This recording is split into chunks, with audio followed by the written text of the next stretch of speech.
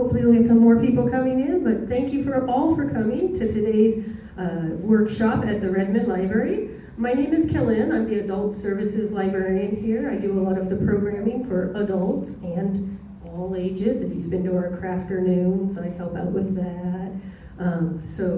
It's always my pleasure to put together some wonderful programs, including cultural programs, so we can learn about all the cultures in this wonderful world. And today we have Sharbani here. We're going to have is it Odissi or Odissi? Odissi. Odissi. Indian dance workshop. And she's going to talk a lot about this. So without further ado, please put your hands together for Sharbani.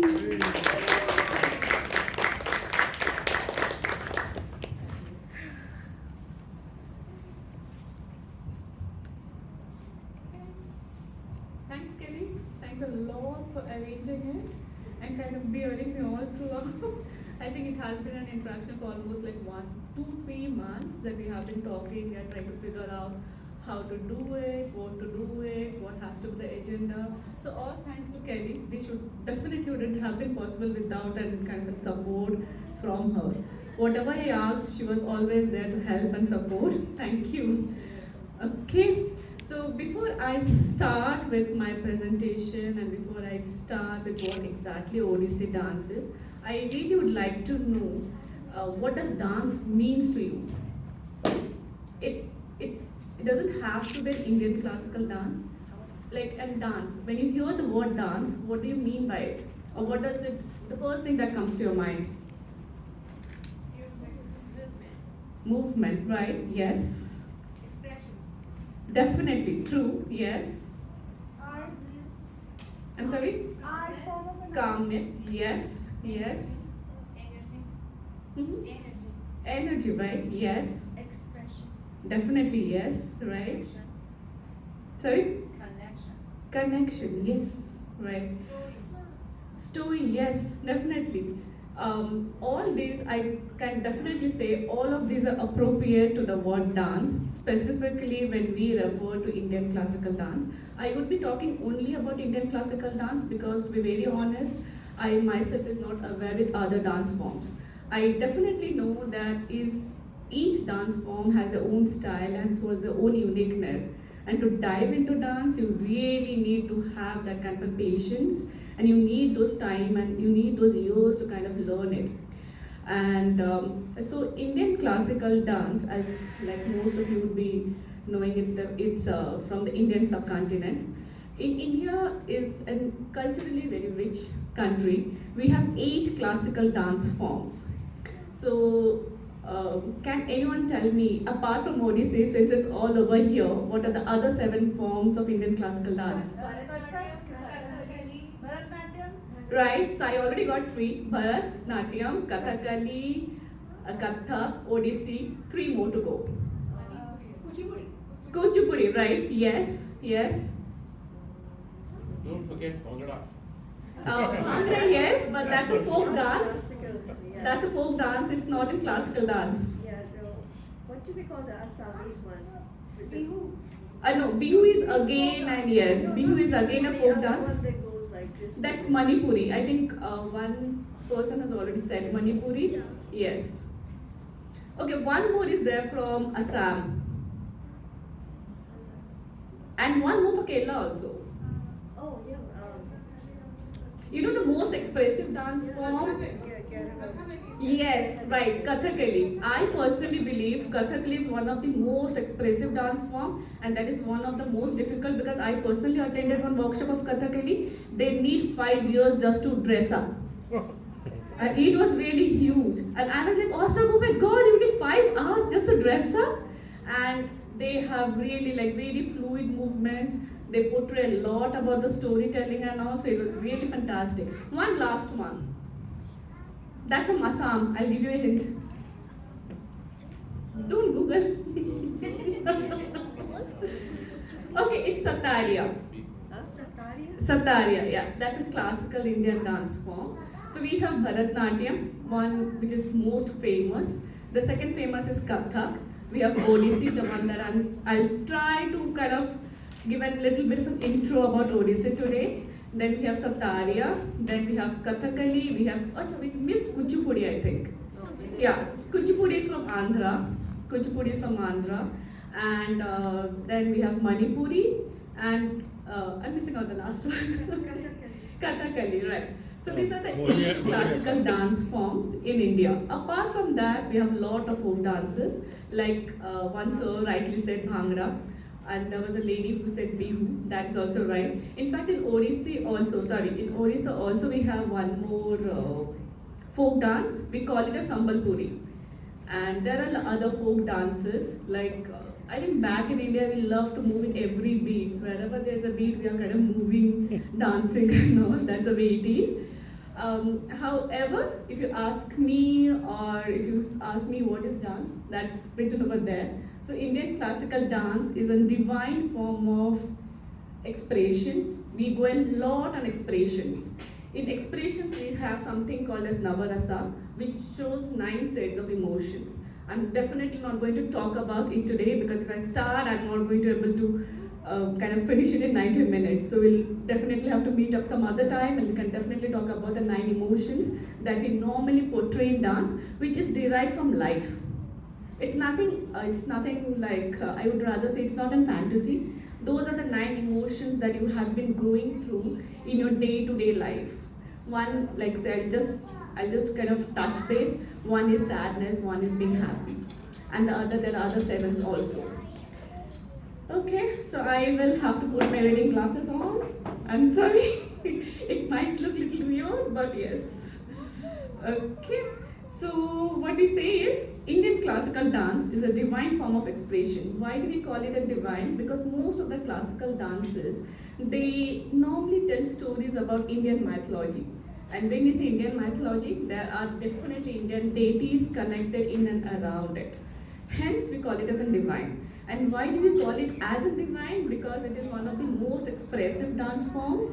And you need to kind of, we normally, when we undergo the training, our gurus definitely teach us various footworks, hand gestures and all.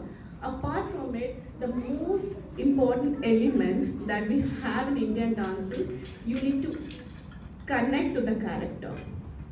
The first thing that we are told when we do any kind of a dance form, you need to connect. You need to connect to the music. You need to connect to a character. Only then you'll be able to get it if they knew.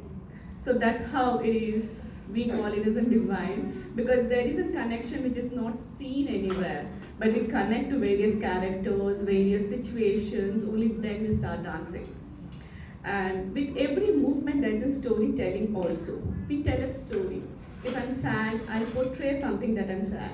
So I'm not using words, but I'm using my entire body or using my hand gestures, my facial expressions to tell a story about it. And definitely every gestures, as I said, it has a deep emotions involved into it. So I'll go to the next slide. I'll try to kind of do justice to the 90 minutes that has been given by Kelly. So what are we covering today? We'll first cover what's the journey of Odissi. Journey as in from where did it all begin. And then we'll talk about a little about the repertoire of Odissi. I'll definitely talk about the costume and jewelry. I have a very keen audience. She was already keen, what am I wearing, why am I wearing and all. So I think I'm going to get a lot of questions from her. And then I'll have a short performance. I'll be performing a small piece of approximately around 8.5 minutes so that I can take you back to what Odissi looks like. And then we'll have a workshops wherein I'll try to kind of cover the basics up. I'll try and see if we can just go around and see what mudras are. What is a mudra? We'll talk about tal a little bit. Tal is something like a beat or a rhythm that we dance to, right? Because any movement, if it is not rhythmic, we normally don't call it as a tal. We normally don't call it as a dance. And then we will talk about 2 major stanzas of Odissi, that is Chauka and Tribhangi.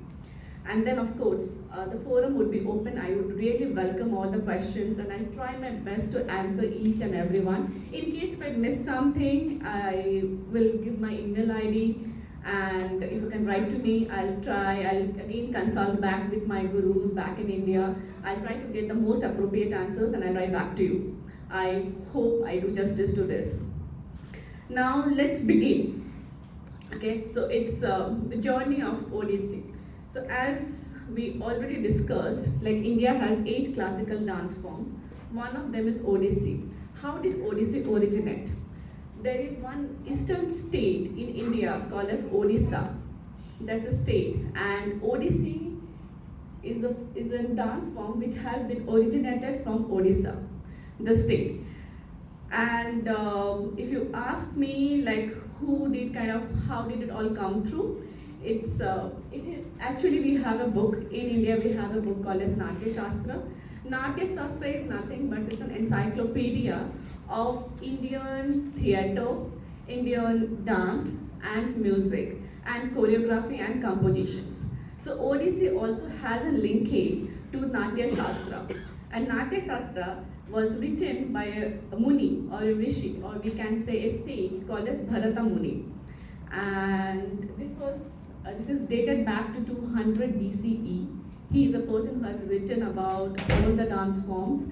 Not, I wouldn't say he has written about all the dance forms, but he has written about the dance forms. And then various scholars have kind of taken the ideas from Natya Shastra in order to build their own repertoire, in order to build Bharatnatyam, Kathak, Odissi and all. And Odissi, how do we know that it's actually existed in 200 BCE? We have various archaeological and historical evidence, both in and around gufas as in caves.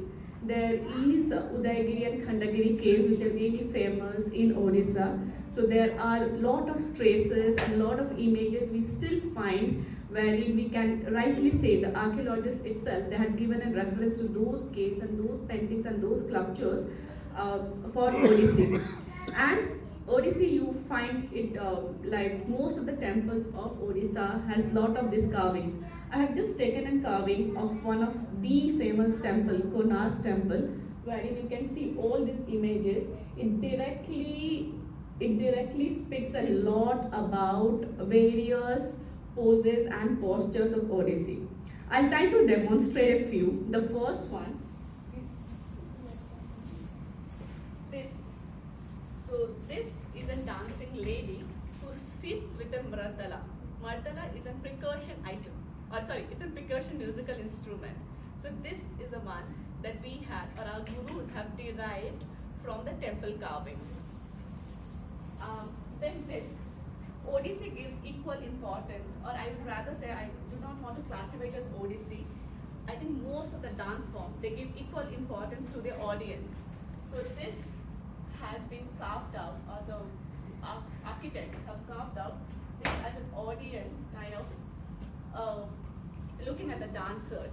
So if you ask me how do I portray that in dance, I can portray this. So this is something, I am in awestruck with the beauty of the dancers or the beauty of the dance form itself. This again is an other form or a very other posture of playing a maratala. This is this, or we do it as this. Like with my one hand, I'm showing that I'm dancing. With the other hand, I'm referring as I'm playing the mardala. And then we have a lot of other things also. I'll try to cover as much as possible today. Okay.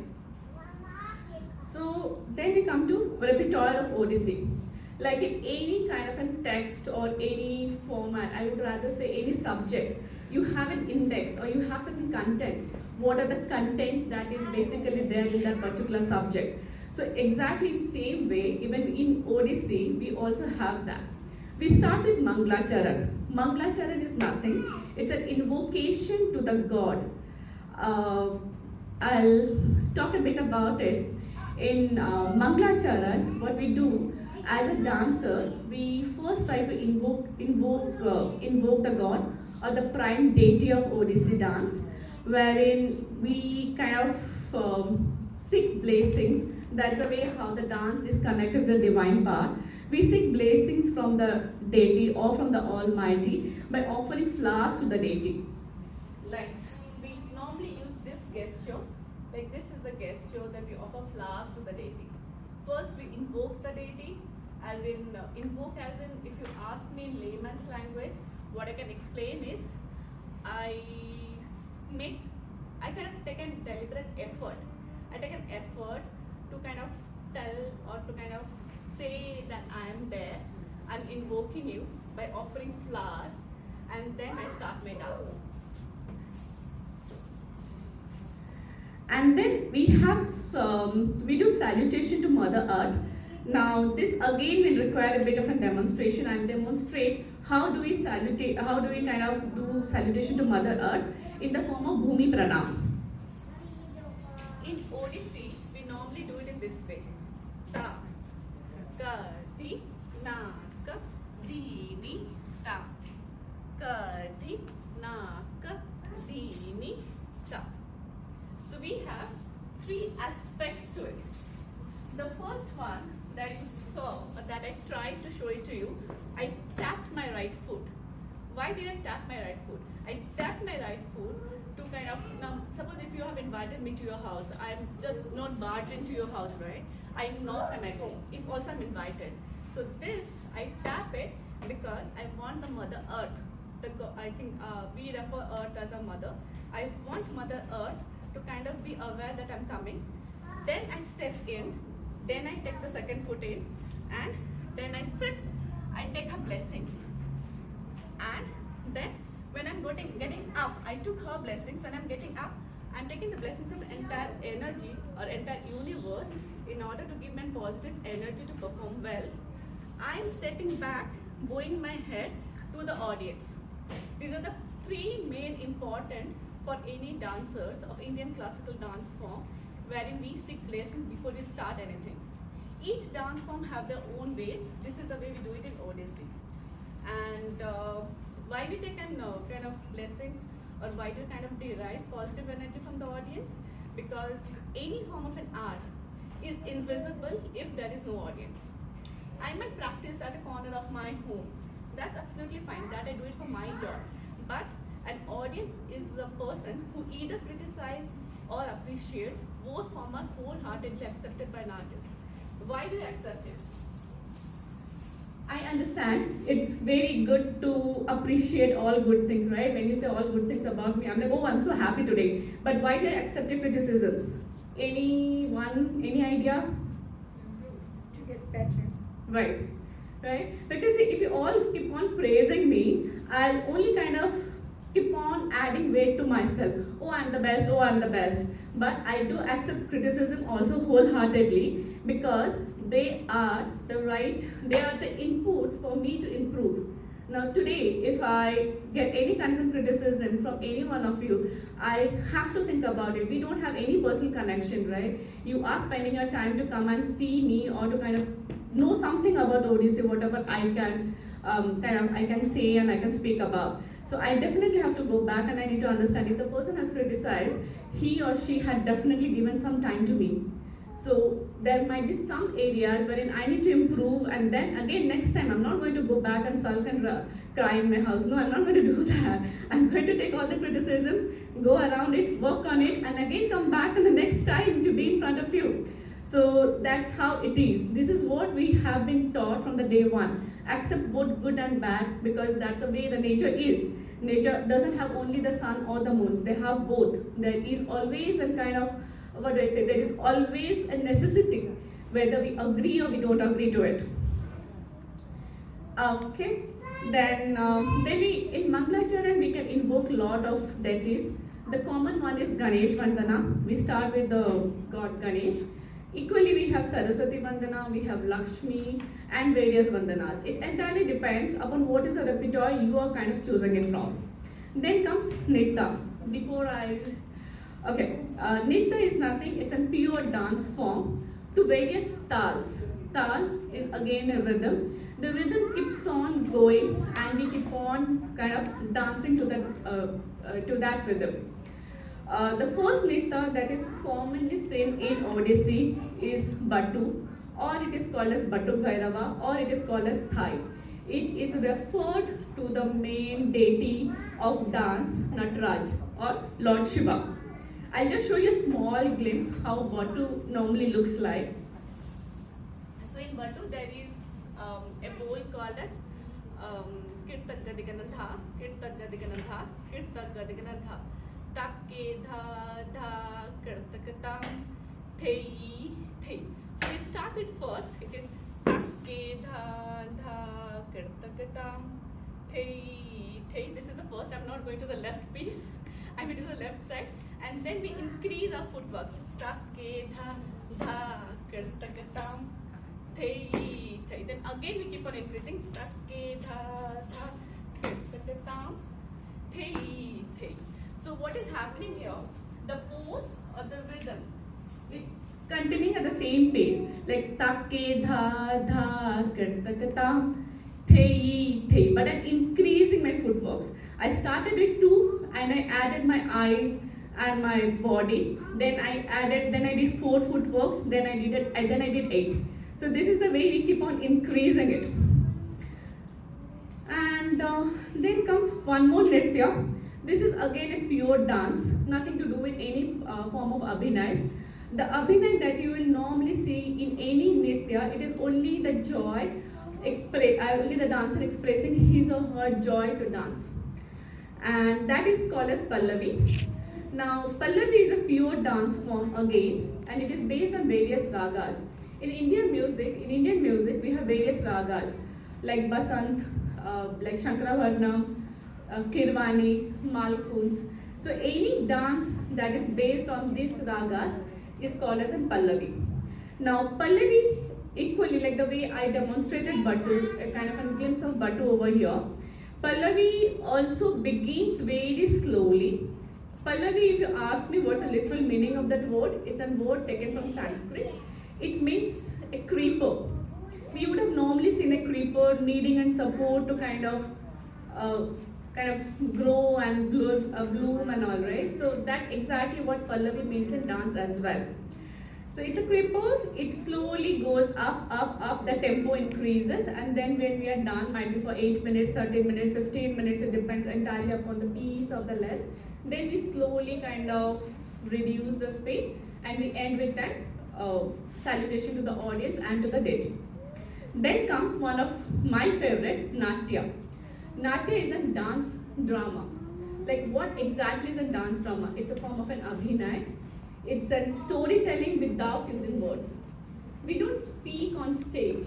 We don't talk on stage. We don't have any dialogues. But we still portray something wherein you will be able to understand what I'm trying to portray here. That is Natya. I'll give a small demonstration of Natya again. This will again be some kind of questions wherein I'll try to show something and I'll try to kind of ask you what am I kind of trying to play or what am I trying to do, so that I also kind of get some understanding, okay fine, my audience is also kind of understanding what I'm trying to do here.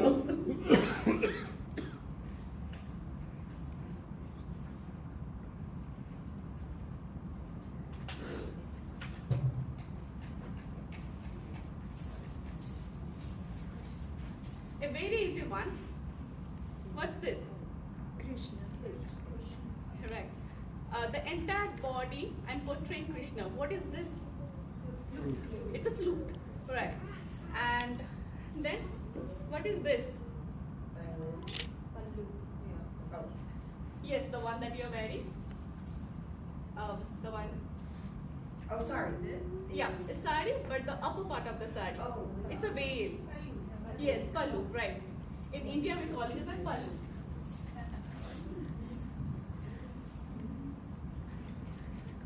Okay.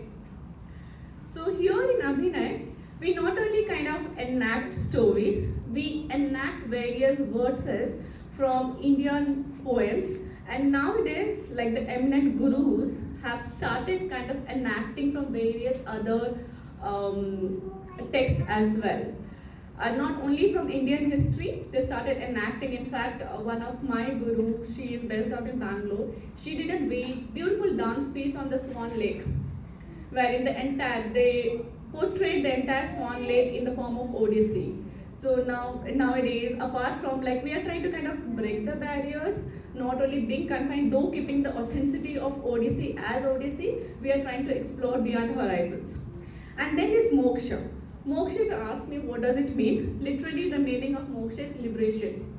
Now, as I said, the dance is connected to divine. So of course, we also want our souls to be liberated. That is what in Indian mythology we think that's an ultimate goal of any human being. So moksha, we connect with salvation of the soul and the spiritual release. So that is something, the end point. Now, if you ask me, what do you look forward to in dance? We normally say our 5-year plan, oh, I need to set up this, I need to wear this dancer, that dancer. No. But if you ask me in dance, the eminent gurus of dance, they look forward to moksha because they denote the entire dance to the deity, wherein they want to be kind of free from the worldly things. But I really being enjoying in the world. I think I'll again come back as a dancer next year. So I've not thought about moksha till now. Okay. So costumes and jewelry, I think she has a lot of questions. Okay. No, that's okay. No worries. So what am I wearing today? Odisha, as in state, it's not only known for the dance form, it's not only known for the dance form, and I say the dance form as in not only the classical dance, as I said in Odisha, we also have an folk dance. It's known for a lot of handlooms and it's known for the jewelry as well. It is known for the paintings as well. So next time when you kind of plan to visit India, definitely visit Odisha. Odisha is kind of known for its rich heritage and culture. So we wear sari. This is actually not a sari. The basic, I mean to say the basic cloth is a sari, but this has been kind of cut and then tailored under, of course, there are certain specific tailors, not all tailors can do it. They have some specific tailors and they give us this cutout so that it's easy to wear it. You don't have to spend hours and hours draping the sari. It's kind of fun, kind of just pull in, drape in and all. So this sari in Odisha, we call it as an khandua pato. And this is all hand woven. These are not used by any machines. The borders, this we call it as an kuncha or the pleats. These all are it's called as khandua pato. Khandua pato is the style of the sari, the way it has been weaved. And this is normally worn with a choli, or we call it as a blouse. And this we call it as an angavastra, like kind of draping the entire sari. In terms of the jewelry that I'm wearing, in Odissi classical dance, we use filigree. Filigree is again an intrinsic part of Odisha culture. These are silver wires, how do I say, silver wires kind of framed into beautiful flower patterns and various patterns to make this jewelry. So I'll start with my head. So this we call it as a dahiya. This is made from thermocol. And in dahiya, again we have 3 parts. This is one part. This is the second part, if you can see. And this, we call it as shikhara. This part. This all are detachable. And then this, we call it as a kosa pula, or we call as the flower of the bun. In a bun, we decorate each part of our body. So it includes hair as well. So we do this. And then these are called as haro. This is a chico. Chico is the one that is normally kind of tucked with our neck. This is the bigger one. We normally have something called as baju bun, but I personally don't prefer it because in lot of events it has so happened that it starts slipping. So I'm like, okay, I don't want it. So I don't. Thank you. So I normally don't wear those baju buns. Then we have kangan, we have bangles. If you again see, these are the 2 major frames, and these are all silver wires. Kind of, they make it beautiful patterns. This is not only pattern. This is one of the patterns out of many. Then this is rings. This is one of the most important aspect of Odissi dance. We call it as an Bengapatiya. That's the Odia word of it. This is, we call it as a waistband. Why we need this? This also has its own importance. It is just not for decoration. In Odissi, like I have spoken about I didn't speak about, I just told you there are 8 classical dance forms. Each dance has its own uniqueness. In Odissi, the most unique part is we do not move our waist. There is no this kamar movement, like the one that you normally see, right? In any dances, we do not move our waist. Then what do? We move our torso. So torso is the upper part of the body. There is a movement of torso, which includes right, left, front, back. Each has its own name again. I'm not going into details because I think I'll run out of time. And Kelly will be like, oh, it was only till 2:30. So so that's the reason we kind of bind our waist firm and hard so that we do not move. We do not get carried away to the tunes and the music and I start moving my hips. No, that's a no-no in Odissi. Then we have ghungru. Ghungrus are nothing but anklets. This adds to the rhythm. The rhythm that I said that we normally write. Yes. Yes. Yeah. So I have to have mine. Yeah. So then we have ghungrus. Ghungrus add to the rhythm with which we are dancing. So normally when we perform in a group, we have to be so perfect that if I'm doing this and if some other fellow dancer is doing this, it's audible. That's not the right way. So if you're performing in group, it has always been advised by our teachers and our gurus that you need to wear your ghungroo and perform because the steps has to be precisely perfect. I hope I completed most of it. Okay, so yes, definitely. The costume and the jewelry, if I just wear a leggings and a t-shirt and dance in front of you, it might not look that appealing, right? It will be like, oh, she's doing something. In my Instagram profile, you'll see a lot of me dancing with a track and a t-shirt. But yes, if I need to present, I need to present it well. That's the way we are taught. If you're presenting something in front of some people and you have committed a time slot to them, it has to be presented well. So costume and jewelry is a very important aspect of Odissi dance or any Indian classical dance form. In fact, we have tutorials how to make up, how to wear the costumes. That can be kept it aside for another day. Okay, so yeah. The costumes and jewelry in Odissi are designed to enhance graceful and fluid movement of the dance. The main importance that I said you about the waistband or the Begapatiya. It connects the dancers to the divine themes and mythology that are expressed through the performance. Why? Because we don't speak, we don't talk in dance. The elaborate headdress or the tahiya, jewelry and the draping of the sari, it all contributes to the overall aesthetic and the spiritual quality of the Odissi recital. It's a part of it. If you ask me to perform, you get me to see in this attire. If you're practicing with me, I'll just be in leggings and a t-shirt or my best normal kurti and dance with you. But the moment the word perform comes, I have to be in this way. That's the way we prefer being it because it has to be visually attractive as well, right? Okay, so I think it's a time for me to perform. If you have any questions before I move to the next section. Yes, please. So, Yep. what is significance in dance or is necessary to have because it's so beautiful and give some specifics? Yes, bindis are quite necessary. It's a very nice question. I think one of my friends, she was asking me why do you have this red dyes. It was just before we kind of started. Bindis are necessary and we have this white outlining also. Everything adds an equal importance. It attracts the audience or it attracts the viewers towards the face also. Because imagine my costume is so heavy, right? And it's like, I wouldn't say heavy, like it's so glittery, it's full, it's so beautiful. Now if I did not wear a bindi, then my facial expression would have been noticed. So that's the reason we highlight also. We highlight our eyes. If you see, like I have this deep dark kajal in my eyes because eyes are supposed to be one of the most expressive features of our face. And we have bindi. I have this deep red lipstick so that if I smile, my smile is visible from the back seat as well.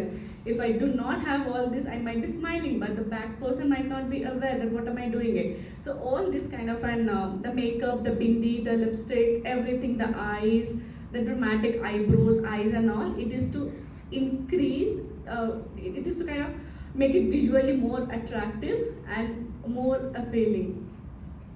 So I hope I did that. Okay, any other questions? How many years does it take to become a professional dancer? At what age do you start? I started when I was 4 years old. I normally call my dance journey as an arranged marriage. I knew nothing about my dance. It was my mother who used to kind of drag me out of my bed on Saturday afternoons and Sunday early mornings to my dance classes. I started loving it when I was doing my graduation. I don't know, but I think in that presentation I don't have that picture. Now why I started loving it, I'll tell you. I was portraying Durga. So Durga is a female deity for the people female deity. She vanquishes a demon called as Mahisasur. She has 10 arms, and each of the arms hold one of the other weapons. So I started loving it because I was portraying the Durga, and all my neighbors, uncle, aunties, my friends, they were like, oh, you are the Durga. So that made me kind of fall in love with the dance. So imagine from 4 years to 21 years, almost a journey of 16, 17 years, I didn't love it. I just did it. Yeah. I just did it because my parents wanted me to do. But now I think I'm grateful to my mother and my father, and of course my husband and my son who is still kind of assisting me everywhere. And I think I've now started loving it. I love dance. And if you say like what's a year it takes to be professional, I think I'm still not a professional because there are eminent gurus. It keeps on evolving. I'm still under the guidance of one of my guru because I believe and I firmly believe that I don't know it all. I am just somewhere on the tip of an iceberg, and the iceberg is yet to be kind of discovered. So I really can't answer it. How many years does it take to be a professional? I'm so sorry. Does Odissi have an Arangetram like Bharatanatyam? We don't have an Arangetram. We have something called as Mancha Pravesh. So basically Odissi, if you see, we have a course that has been designed by various universities back in India. Like me, myself, I have done a master's degree in Odissi, which is, we call it as Sangeet Bhaskar, which is affiliated to Prachin Kala Kendra of Chandigarh University. That has 9 years of rigorous training. Like the way in school we have kindergartens, we have something called as Paramparik 1, Paramparik 2. They are the kindergartens of Odissi. Then we have grade 1, 2, 3, 4, 5. Or we normally call it as first year, second year, third year, fourth year, fifth year. Fifth year is the graduation of Odissi. Only after completing the 7 years of rigorous training, which involves theory and practical exams. Only after completing that, people recognize you, oh fine, you are an Odissi dancer who is somewhere there. And then we again go through 2 more years of rigorous training, which is a master's degree, that is Sangeet Bhaskar, the one that I did. And only after doing it 7 years, you are now certified to be a teacher. Not a guru. Let me say, it's definitely not a guru, only a teacher. Why not a guru? Gurus are the people who had kind of immersed themselves into the art of Odissi, and to know the dance form, you not only know dance, you need to know the music, you need to know the raga, you need to know the tala, and you need to know one of the percussion like mardala basically. There are a lot of other instruments also associated with Odissi, but mardala is one of the main thing of Odissi. So you actually need to have so much of knowledge only to be considered yourself as a guru. So that's a long journey. Anything else? Yeah, sorry. There seem to be a lot of commonalities between all the different classical dances. True. Were they all one at some point back in time, and then they sort of evolved differently in different regions, or do you know the evolution of the dance? Yes, you're right. There is a lot of commonality because most of the dances, apart from Mohiniyattam and Kathakali, the other the other 6 dance forms has been derived from a book called as Natya Shastra. So definitely, they all are common at some point of time. Yes, but each of them are unique. Like the way I saw Odissi, in Odissi the most unique feature is the torso movement. Similarly, I'll just demonstrate one more thing. In Odissi, we have two stanzas. I'm definitely going to talk about it because I do have that in one of my slides. We have something called as chauka. Like we sit like this and we dance. And we have something called as tribhangi. This is also one of the stanzas. I'll talk about it in details because I definitely have them on one of my slides. But in Kathak, if you see, there is no bending of knees. For them, Kathak, it is something like this and they have spins. And in Manipuri, they have very fluid movements. They don't tap their feet like the way we do it in Odissi, Bharatanatyam, Kathak. They don't tap their feet. They flow. This is one of the common movement of Manipuri. So yes, they are different. Like the way we human beings are, right? We are all different. We have different personalities. You need to know me. If you want to if you ask me who am I, then I would say, oh, I'm just an Indian. But in India, again, we have various things, and in those various things, I'm a person who dances, who does this, that, and all. We are all alike. Like we come under one category. Like I come under one category of India. In India, again, states again, region again, habits, hobbies, and all. So definitely that way, most of the dance forms are different. And my own personal experience says that if you really want to master one art form, it's really difficult to get into the other one because they're so different. There's so much of difference. Like in Odissi, being one of the classical dances of Odisha, as I said, we don't have a hip movement. We move our torso. We are trained to do this. I don't know, like, of course, I'll definitely invite all of you to kind of try some steps with me, but we are trained to do this. But in the same way, in folk dance of Odissi, we normally move hips a lot. That is called a Sambalpuri. In Sambalpuri, this hip movement is quite common. So see, it's a folk dance with the same state, and it's a classical dance. They're so different. I hope I answered it. If there's still some queries left, we can definitely connect again. Anything else? Any other questions?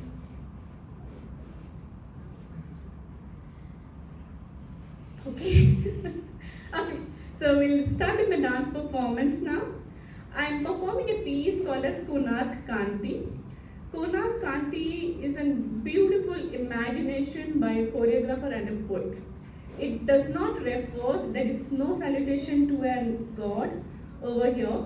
The poet, the person who had actually written those verses, what he imagined, Konark is a beautiful sun temple in Odisha. It's one of the temples of Odisha. The poet kind of imagined, and there are beautiful sculptures. The one that I showed in one of my previous slides, there are beautiful sculptures on the wall of the temples. So the poet assumed, imagine a full moon night, what in case if the sculptures comes to alive, they become alive. So what would they do? They hold all these beautiful musical instruments. So what do? The normal thing is that, oh, they might just start playing it and they might just start dancing it. Because in those sculptures, I portrayed there was some person, there's some sculptures playing Madala, some were like the audience. So what they would do? They would definitely utilize the full moon night by dancing it. And then the divine or the god, we normally kind of say that yes, the god is somewhere up in heaven. So they get so impressed that they're like, oh my god, what are the sculptures doing? They're dancing. And that the gods are so mesmerized by the dance performance that they come down to the earth in order to dance with them. So I'll just demonstrate few. Martin, I already showed you. This is the veena. Veena is a string instrument. This is the veena. These are the cymbals. Cymbals are some metal kind of plates that we play and it has some music. This is the flute, that also I told already. And these are the three, I think 4 major instruments that these sculptures are using and they are kind of portraying. And then the god, the first divine that comes to dance with them is the Krishna himself, because we consider him as to be one of the main dancers. And if Krishna is coming, the gopis cannot be left behind, right? They have to come. That's the way they dance. That's the way the Ras Leela is so kind of famous. So the gopis also kind of join them. They also dance. And then no one but the Lord Nataraja. Nataraja is Shiva. He is considered to be the god of dance. So he also comes and joins them. So all of them dances. Then again at the break of dawn, when like the kind of sun rays, because Odissi is on the eastern part of India. So it is said and it is believed that the sun rises early there. So when the sun comes, the sculptures, they are like, oh my God, we are done now. The mortals should not see us dancing. Then they will start demanding more, because we are all greedy people.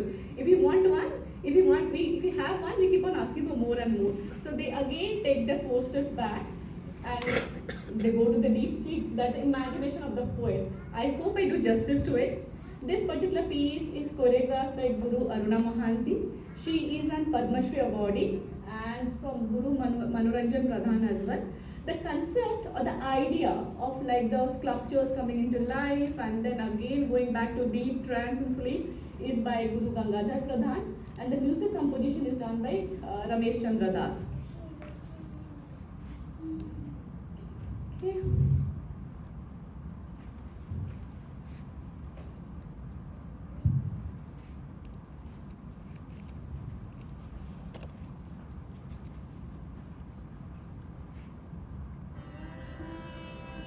The music is audible to all?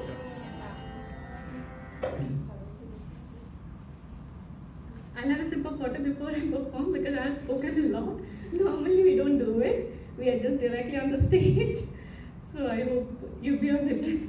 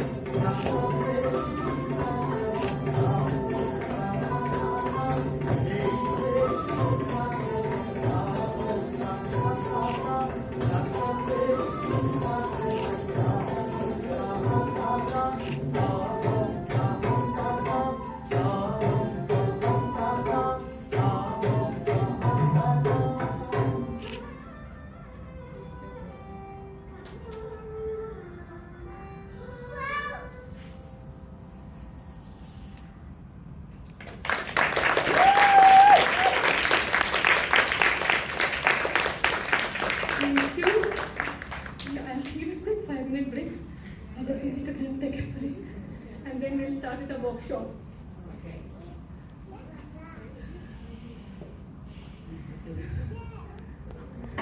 have made a foot march. We can be on our seat and we'll start.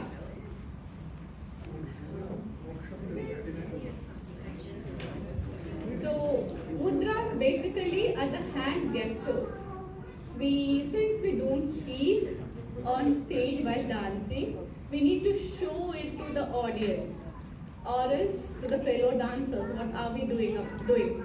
So it's more like a sign language. Mudras are categorized majorly into two parts. One is asamyukta hasta mudras. Asamyukta hasta mudras means single hand gestures, where only one hand is involved. Like the way, I don't know whether you would have realized, I was in one of my stands, it was like this, and then I did this.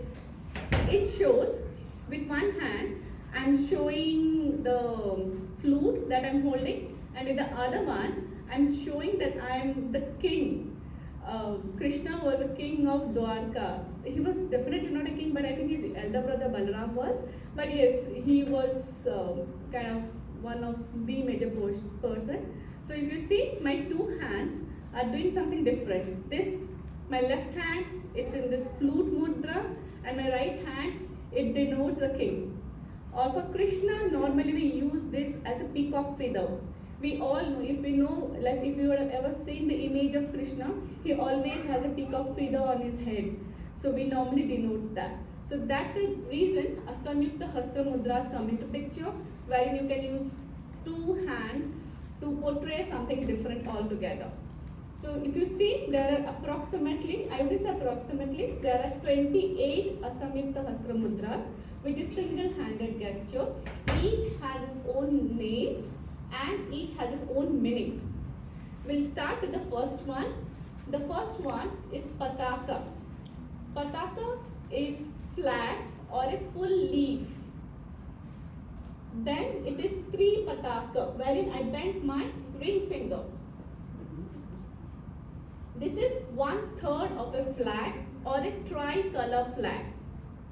The second one is Ardha Pataka. Ardha Pataka is half leaf. And then it is Kattari Mukha. It is like we did Ardha Pataka. So the trick is from here, put your thumbs on both of the fingers, the two fingers, that's a ring and the little finger, and then spread it up, the other two fingers. This is called as Kattari Mukha. Kattari Mukha is tip of a scissor. So in case, suppose if I want to show something, like I just am kind of yelling at someone or something like that, I can rather show as I'm fighting. and now if I want to show that I am singing or I'm kind of praying to God, I'll show as this. So every hand gestures, we use it in a various ways to express our emotions. After Kattari Mukha, this is Mayura. Mayura is the peacock. Now for Mayura, we have a specific walk as well. So if all want to try, we can try it out. You can come here, or I think it will need little bit of space. So I just show it, first I'll show from behind. So it is 1, 2, 3, 4, 1, 2, 3, 4. Yeah, I'll show it front as well. So it is 1, 2. Have you ever seen a peacock? If you would have seen a peacock walking leisurely, she walks like this. And just imagine the feathers are sprayed, like she is kind of having a beautiful feathers. So these hands are portraying the feathers of the peacock. It is 1, 2, 3, 4, 5, 6, 7, 8. 1, 2, 3, 4, 5, 6. Not shoot. So this is how the peacock walks. We haven't walked for all the years. It is 1. What we do first, I'm bending a little back. So when I'm bending back, my chest is out. 1, 2, 3, 4, 5, 6, 7, 8. 1, 2, 3, 4, 5, 6, 7, 8. 9. peacock. Now, this is Ardha Chandra. Ardha Chandra is half moon. We normally represent for night. Like it was a night. It was a deep dark night because it's not a full moon, right? So it was a dark night. So we present Ardha Chandra for night. And then it is Arara. Arara is from the corner. I'll just give you a demonstration. What does Arara mean?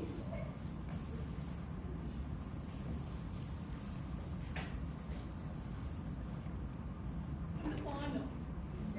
I'm going to flip it from the corner. So this is Arara. We normally say like this. I'm opening. Half of the door is open and I'm going to flip it. This is Arara. So we use Arara for kind of something from the corner. Not up front there. I'm kind of flipping and I'm kind of trying to see like who all is there or what are they doing. Or suppose in case if it is my son, he's doing some mischief. I don't want to disturb him. I'll just flip and I'll see what is he doing. Right? We normally keep an eye on our kids. That's the way we parents are. We want to kind of control them. So it's Arara. Then it is Sukhatunda. Sukhatunda is index finger bent and the bent of the ring finger. Sukhatunda is parrot's head. Parrot, we all know parrot the bird. That's in parrot's head, Sukhatunda. Then it is Mushti. Mushti is nothing but it's a fist. Now why do we need a Mushti in dance? We need to hold something. Suppose I'm holding a flag. I will show it as Mushti. Right? I cannot hold something like this. I need to have and form kind of a fist. So this is Mushti. I'm holding a palanquin. Like normally our deities in India, like deities, they go for pradikshina. Like they also take small walks. Now they don't walk, so what the devotees do, they put the deities on the palanquin and the devotees lift up. So how do I lift it up? Mushti. I'm holding the palanquin and I'm walking. This is how I portray. I don't say that what am I doing, but if you see this next time a dancer doing, you know what is she doing, right? So I really hope, because we normally dance on various platforms in front of various audience, but at times I really kind of try and see what did they understand. So I think this kind of a demonstration actually helps you a lot, so that next time when you see any of an Indian classical dance form, you actually know what the person is doing, right? This is quite common, like Murli. So we normally know that, okay, this is something like, what is that, the flute. But this, something like that, or suppose if I do this, what do you know? How will you know what is this? Any guess, any wild guess? Flag? Fanning the dog. It's kind of near to that, it's flag. Remember most of the Indian temples? Yeah. Most of the Indian temples, they have a flag on those shikhara. I mean to say that, I don't know what is it called. I'm running short of a good word. Gumbaj. Yeah, Gumbaj, right. So they have a flag, right? So next time when you see a dancer doing this, you know what is she doing, right? So this is a flag. So we did Mushti, we did Shikhara. Shikhara, this denotes to two things. One, peak of something. If I keep it on top of my head, you know it's a peak of a mountain or something like that. Or it denotes to male as well. Specifically, it denotes to male king. Now suppose I am King Dasharatha. I am seeing my daughter is getting married in her swambar. So the daughter would normally do this, or she will do this. So how do I say that I am the king? I am wearing the same attire, right? How do you know that I am the king? I will show this. I have more of a masculine emotion in me. I am the male of the family. In normally India, males are kind of, we are the head of the family, we are the king. So I'm the male of the family. So I am the king. So if I do this and I do this, you know, the father or the king is placing his son or daughter or anyone. So this is one of the most common usage of Shikhara. Then comes Kapitha. Kapitha, in India we have a goddess denoted to kind of denoted to money, called as Lakshmi. So we normally denote this as Kapitha. This is the goddess Lakshmi. Yes, like this on our toes, this. This is goddess Lakshmi. And then we have Kataka Mukha. We have 3 Kataka Mukhas. One is this, one is this, and the other one is this. This normally denotes to holding a garland. If you see any kind of an Indian dance form, when you see this, either the guy or the girl, whoever is enacting in whichever form, they are getting married, because in India we exchange garlands, we call it as Jaimal or Varmala to get married. So we do this, or you can see this as well. This is the bell and this is the diya. We refer to that as well. So this is the diya, a bell, and the diya, we are praying to God. Then we have Suchi. Can you guess? This is very easy. Suchi. Hey you. You can sit down. No, I'm pointing at you. I didn't. You can stand and do. So Suchi is nothing but pointing. I just wanted you to guess, right? So it's pointing. Please, no, you can stand. I'm sorry, I kind of bothered. So it's like pointing, you know, Suchi. Right? It's Suchi. Like normally in dance we do this. I'm talking to each one of you. Right? Or if there is like more than 5-6 people and we're talking it to an audience, all. Suchi if I'm talking to one.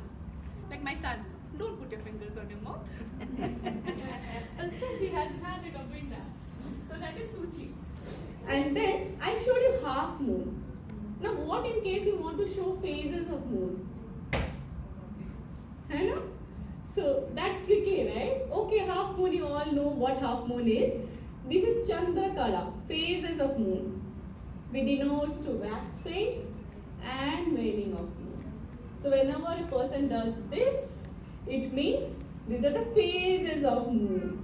Various phases, it depends which are the phase. Right?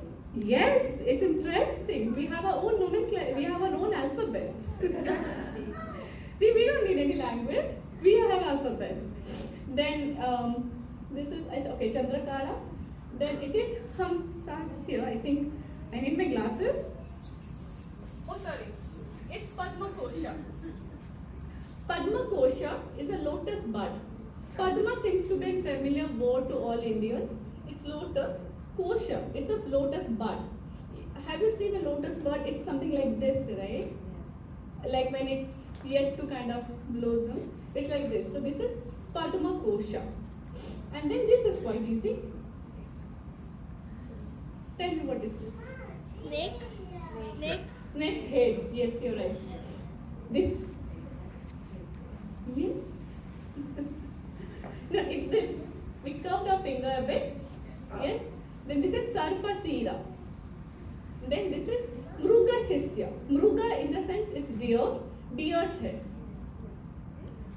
Then this is, now we spoke about snake, we spoke about deer, we have to speak about lion also, right? So this is lion's head, Singha Mukha. Then this one is little tricky, this is Kangula, wherein your ring finger goes in and this. Yeah, you're right? Yes, yes. This is Kangula. Kangula is props. And then this is, any guess? What? No, it's not what. Is it lotus? Yes, it's a full-blown lotus. Ada Padma. You would have, I think someone would have definitely heard about it, Ada Padma. It's a full-blown lotus. Then this is Chatura. Chatura is clever. Oh, the guy is very clever. You know, so Chatura. Then this is Brahmara. Brahmara is bee. So, yes. I'll give a small demonstration. It's one of my favorite postures. We normally do this. Like the Brahmara was kind of hovering around on every flower. Whichever flower was the best one, it sat on it. I love this. I just wanted to share with you. So it's Brahmana, then it is Hansasya, and then it is Hansapakhyaka. Hansapakhyaka, the feathers of the swan. The swan has their beautiful feathers, white feathers, right? So it's Hansapakhyaka. Then it is Samdamsu. Samdamsu are the clutches. We normally try to kind of pick up something. Suppose it is like this. We try to pick something up. Yes. So this is Samdamsu. So suppose in case if I want to denote food, I can do this. If I say I'm hungry, how do I say I'm hungry? Right? Food? Can you give me? I need food. No, I only have my life.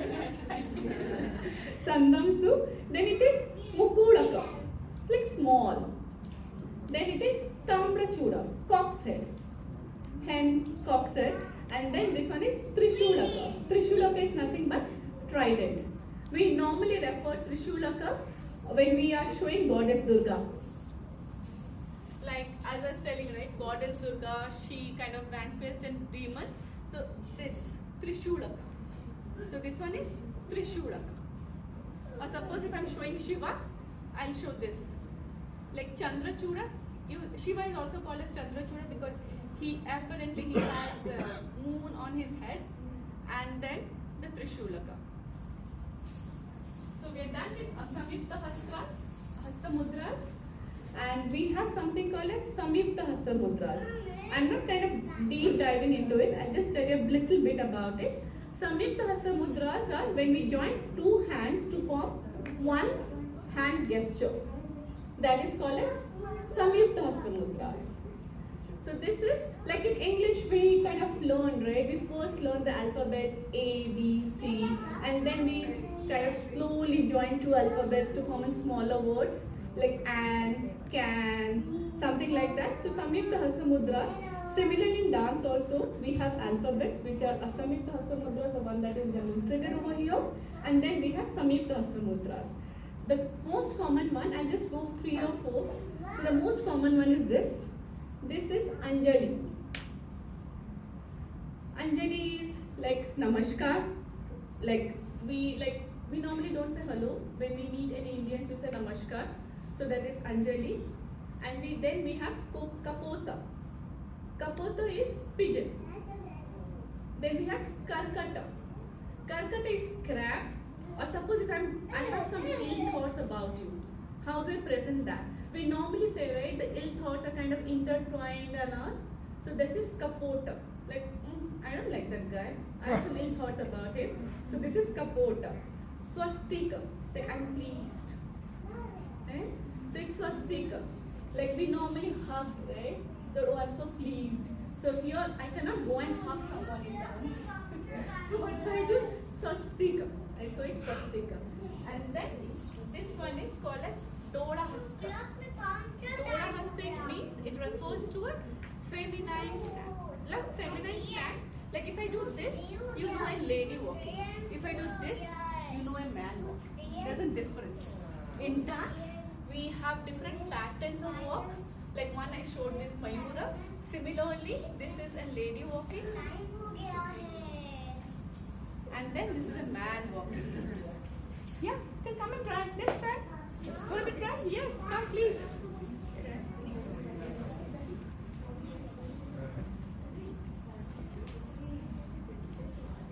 Yeah.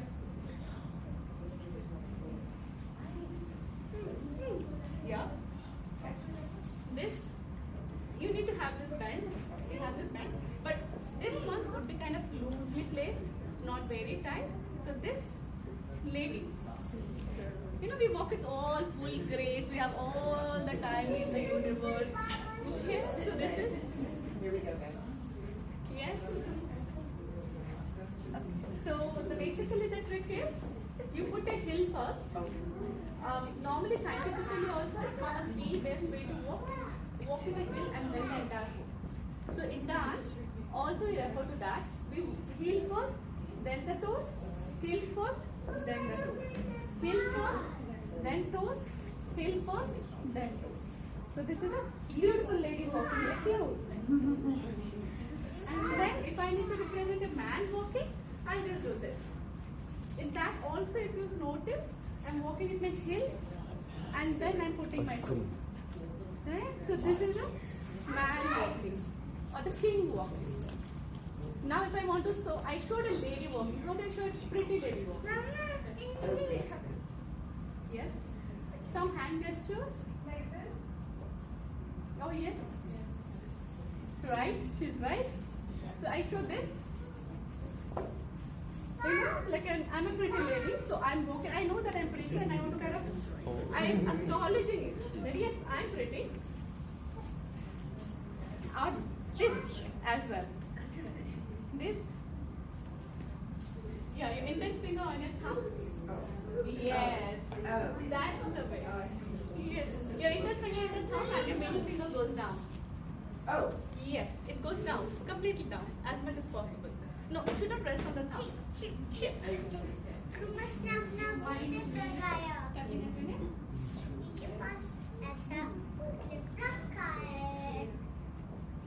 Yes. Yes. And this, yeah. This also a kind of pretty lady walking. Okay. So I showed some 4 or 5 versions of Samyukta Mudras. There are actually 23. I think I'll not be able to go through each one of them. We'll hold it for next time. Then we'll talk a bit about Tal. We spoke about alphabets, right? So you might be thinking, oh, they are kind of well versed with the literature part or something like that. It's a very common perception that dance, it makes a person to be like very good in literature. Not always. Dance has numbers have a huge impact on dance. We count each beat and we dance. So dancers are good in counting and numbers too. Okay? So just if you thought it otherwise, let me tell you, we dancers are very good with numbers. Because we count each step. We just, whatever I presented here today for 8 minutes 13 seconds, each step was counted, calculated and then formed. It is not that easy. I don't want to scare all of you. Saying that it's not that easy, very difficult. But yes, yeah, dance has numbers too. Now what is Tal? It refers to the number cycle of the structures of the dance. Any dance is based on a music. Each music has a count or it has a tal around it. And each tal has a board. Like say for example, the one most easy tal of Odissi or any Indian classical dance form is Ektali. Ektali means 4 beats. 1, 2, 3, 4. So in dance, if you ask me to say, how do I say it? Ka, ka, di, na, ka, di, ni, ka. Ka, di, na, ka, di, ni. This is the first speed. Now you ask me to do a double speed. I showed you the first demonstration of dance wherein I did tak, ke, dha, dha, kit, tak, dha, only the eyes, right? And then I added footworks to it. I added 4, then I added 8. How do I do that? So it is 1, 2, 3, 4, 1, 2, 3, 4. The addition is, now with every beat I'm taking 2 steps. So it will be ka, ka, di, na, ka, di, ni, ta, ka, di, na, ka, di, ni. So it's a second speed of the ta. Now if you ask me to do the 4th speed, how do I do that? It's 1, 2, 3, 4, 1, 2, 3, 4, 1, 2, 3, 4, 1, 2, 3, 4. Ta, ka, di, na, ka, di, ni, ta, ka, di, na, ka, di, ni, ta, ka, di, na, ka, di, ni, ta. Just remember this, when I'm doing a chauka demonstration, I'll show you in footworks. Okay? And this ta, kadi, naka, dhini, the names, we call it as bold in ta. Now comes chauka and tribhangi. Chauka, as I was trying to kind of, I didn't tell you, I just kind of kept it for this slide. Chauka is the main stance of Odissi. This is, I would really want each each one of you to come and try if you really want to try Chauka. This is the first step that we learn in Odissi. The first thing I showed the Bhumi Pranam. We start with a Bhumi Pranam of Odissi. I can show you once again so that we can all do it together. We stamp our right feet, take our right foot one step ahead, left feet comes in, we spread our feet, we sit on our toes, we do this and we do this, then we do this, we do this, and we take our left foot back. There is a logic in this as well. Dance does not recognize displacement of the body until and unless you want to do it. Why? Because we respect our fellow dancers. Suppose I would have gone here, there would have been a person standing over there, right? If I'm not coming back to my space, then I'm actually venturing into his or her space. I don't want to do that because I want to respect my fellow dancers as well. So in dance, wherever step you start from, you end in your own original position until and unless you have a movement involved. So that is also well choreographed and well thought about. And I'll start with Chauka. How do we measure Chauka? We keep our left foot horizontal. We keep our right foot just with the left foot. Then we turn our heels and we keep both our feet horizontal. Right?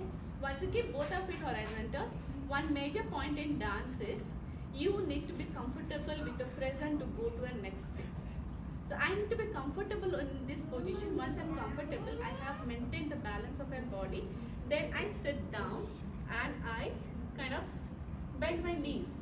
When I'm done with my feet, with my knees, I go to my hands. I stretch my hands wide open and then I create a 90 degree on my elbow. This.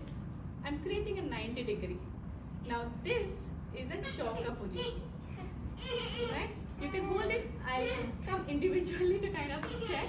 And yes, one more point in Chauka when we do this, our dance respects your body too. So in Chauka, we proportionately distribute our weight on both the feet. So we keep our spine straight so that we do not hurt our back. Specifically for girls, after giving birth to babies or children, we normally hear about like kind of ladies complaining about the dancing. So we respect our body. So the entire weight goes down to our foot, which is normally the way we do it. We walk, right? So that's the normal way we do it. So what we do, in order to see whether my body is fully aligned or not, I need to hold my body to keep my spine straight. My spine has to be straight. And then I do this. And if you keep on holding this, you're actually working on your thigh muscles. So those are getting toned too. Yeah, so you can say I can come and check. Yep. And one more thing is we keep our elbows up and straight. We keep our wrist firm. We do not pressurize our shoulders nor our elbows. Okay? Yeah. Keep it sort of relaxed. Yes. Fingers tight. Exercise for you too. Exercise for Sharbani. Want to try? Perfect. Correct. Fingers closed. Yes. Body straight. Hold your spine.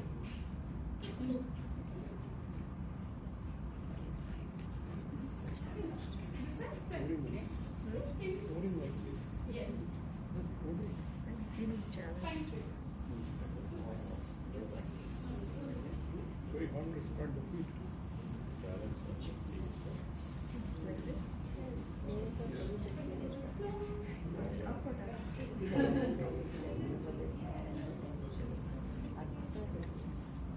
How can we talk a teacher? What? Like I can be talk a teacher.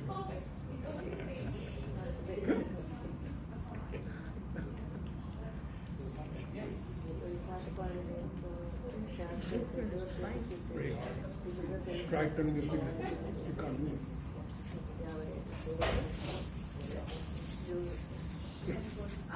Not easy. No, it's not all the way out. Bend your knees. Good. And up. So this is chauka.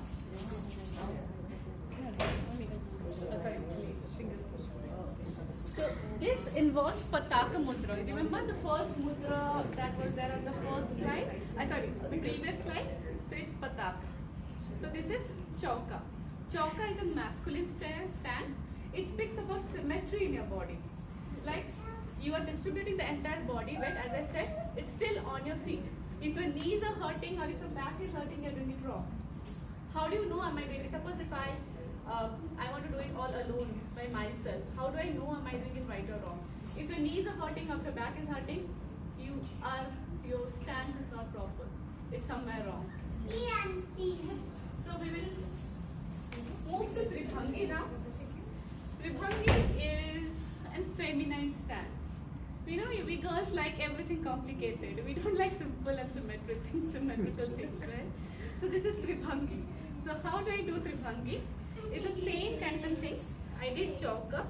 I kept my the right feet. If I'm doing it right Tribhangi, the right feet on the front of my left foot, and the distance has to be at least 10 to 15 centimeters apart. And this is called as Tribhangi. Why Tribhangi? This has an entire narration around it. I'll definitely talk about it. I just wanted to first show you the stance. So this is Tribhangi. This. The first three bhangi as in word in India, it means bends. So we have three bends in our body. Chauka is told you there are no bends and we need to kind of pull the weight down to the feet the way we normally walk. Tribhangi, there are three bends. First bend, second is my torso. This is my right foot, this is my right torso, and this is my right jaw. I'm not looking straight, right? I'm looking this. So it's this. Okay, I'll show it to you from here. It's this. So I have to move my torso. Yeah, sit. No, you have to sit more. Yes. And then you push your body this side. No, this is right. Push your body. Yes. Yes. Torso goes right, my chin goes right, and my leg goes right. We don't like simple things, right? We like challenges. So this is Tribhangi. And it normally shows the grace and the fluidity. It's fluid. So it's this. Right? So if you want to try some steps, we can try 1 or 2 steps and then we'll close. My husband is already signaling. It's the 30. Okay, we'll try some at least 2 chauka we will try. Similar, we have 10 chaukas, like chauka 1, 2, 3, 4, 5, 6, 7, 8, 9, 10. Basically 10 chaukas, it refers to 10 foot stampings. If I do chauka 1, it is 1. Chauka 2, it is 1, 2. Chauka 3, it is 1, 2, 3. 1, 2, 3. So if you notice, it's the foot that is adding up. Chauka 4, 1, 2, 3, 4. Chauka 5, 1, 2, 3, 4, 5. Chauka 6, 1, 2, 3, 4, 5, 6. Chauka 7, it's like 1, 2, 3, 4. No. Are you going to try it once again? Yeah, left, right. Yeah, that is 5 here. 1, 2, 3, 4, 5. This is 5. 6 we did 1, 2, 3, 4, 5, 6, 7. 1, 2, 3, 4, 5, 6, 7, 8. 1, 2, 3, 4, 5, 6, 7, 8. 9. 1, 2, 3, 4, 5, 6, 7, 8. And then we have chauka 10 also. So when I say chauka 1, it refers to 1 stamp of foot. Chauka 2, it refers to 2 stamps of foot. something like that. So similar pattern, we have 10 triptych also. Since we are running short of time, I think I'll just quickly let you know. That's the way we work. Apart from this, we have Brahmaris. Brahmaris are the spins. You would have seen me taking spins in my dance. That we call it as Brahmari. And the last slide. Thanks a lot. I really enjoyed. I was little kind of, when I walked in, I was telling Kelly, I'm not sure it's raining. Will anyone turn up or not? So I was like little kind of nervous. But I really appreciate Sunday afternoon, all of you dropping in by, and it's such kind of warmth, each of you trying steps with me, like with mudras and all. And special thanks to Kelly. Thank you. This definitely wouldn't have been possible without her. So thanks a lot, Kelly, and thanks to Redmond Library for giving this beautiful space. Kelly arranging the projector, the sound, everything. Thank you. I'm open for questions. If you have any questions, anything that you want to know more about it.